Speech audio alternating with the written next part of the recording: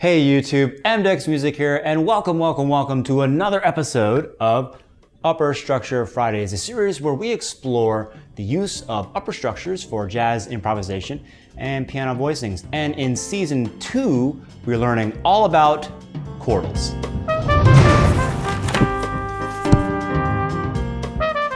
If you're not familiar with upper structures, I strongly suggest you check out season 1, which is available now as an entire course featuring interactive PDFs, demos, and much more. You can click on the link here or just check the description down below.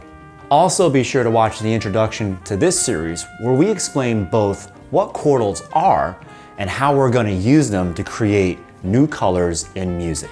So today, let's look at a perfect quartal built on the 5th degree of a minor 7 chord. It will be notated like this: 5-4-7 over minor 7.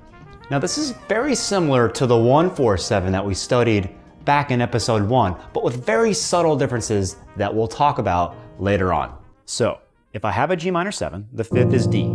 So I build my perfect quartal starting on D, and I get D, G, and C. This is going to contain only one tension, the 11, and 2 chord tones, the 1 and the 5th. So if I play my G minor 7 down here, and my upper structure, D4-7 on my right hand, up here, together, the color I'll get is this. To construct this upper structure, we simply play a perfect quartal over a minor 7 chord starting on the 5th of that chord. For example, in G minor 7, the 5th is D, so we simply have to play a D perfect quartal on top of G minor 7. We now have a G minor 7 with an 11. This upper structure only contains one tension, the 11th, which is why it pairs so well with any minor 7th chord. Here are the ways that you can think about this quartal. Play a perfect quartal starting on the 5th of a minor 7 chord. And for a more independent perspective, just think a perfect 5th above the root and play the perfect quartal on that note in any inversion.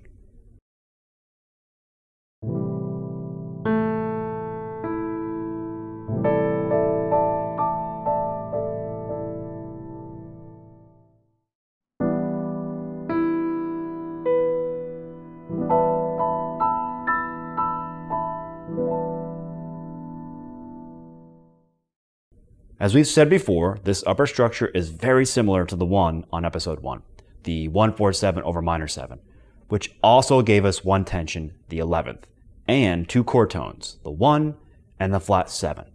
So if we compare the 2 upper structures, we can see that the only difference is that instead of having the 1, the 11, and the flat 7 from episode 1, we now have the 1, the 11, and the 5. And we can also use the 5-4-7 on any minor 7 chord regardless of function. This minuscule change in shade might seem irrelevant, but it adds to your color palette, giving you more options to control the sound of your voicings. In fact, this 5-4-7 over minor 7 will allow us to do something we couldn't do with the 1-4-7 over minor 7 from episode 1, which is use it as a constant structure over any 2-5-1 progression. Remember episode 2's upper structure? It was the 2-4-7 over a dominant chord. So let's say we're in the key of F. The 2 is G minor 7. The 5 is C7.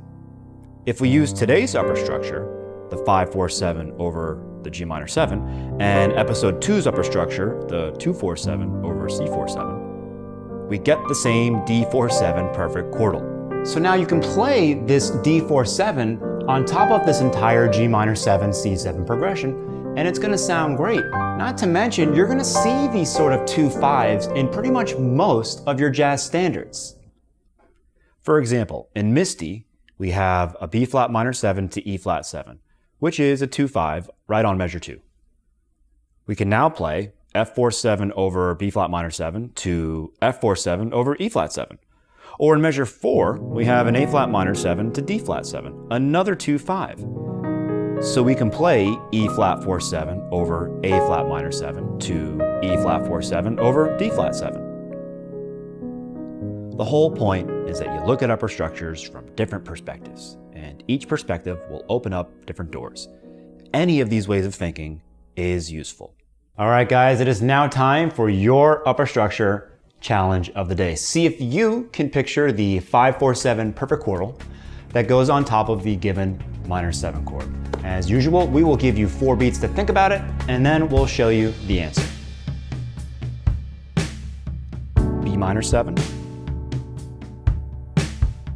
F sharp 4-7, D minor 7, A 4-7, F minor 7, C 4-7,